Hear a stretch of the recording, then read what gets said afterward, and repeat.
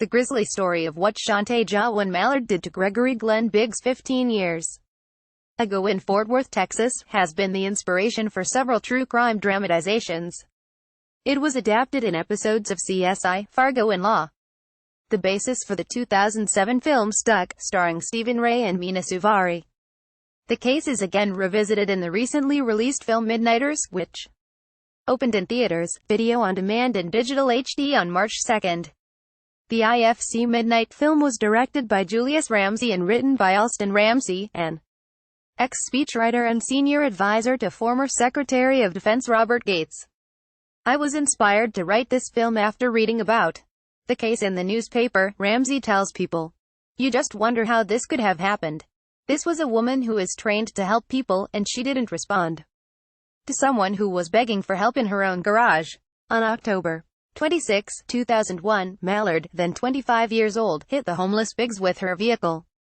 The force of the crash sent him over the hood and into the windshield, where he became lodged, critically injured. Instead of calling police or seeking medical help, however, Mallard drove her vehicle home and parked it in her garage. Biggs remained in her windshield, bleeding and pleading for help. According to subsequent trial testimony, Mallard checked on him several times and apologized, but she never sought treatment for his injuries. He died several hours later. He was 37. Mallard, who had reportedly worked as a nurse's aide, would later admit that she was messed up on ecstasy, alcohol and marijuana when the collision occurred.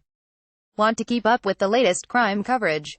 Click here to get breaking crime news, ongoing trial coverage and details of intriguing unsolved cases in the True Crime newsletter. After Biggs died, Mallard got a friend and then his cousin to help her. The two men took the body to a local park and left it there.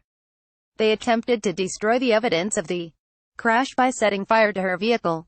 4 months later, Mallard began talking about the incident at a party. A party-goer reported her to the police and she was arrested.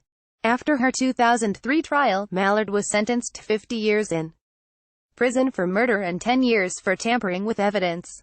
She was convicted on the first charge and pleaded guilty to the second. Her friend and cousin both pleaded guilty to evidence tampering. Mallard remains behind bars in Gatesville, Texas.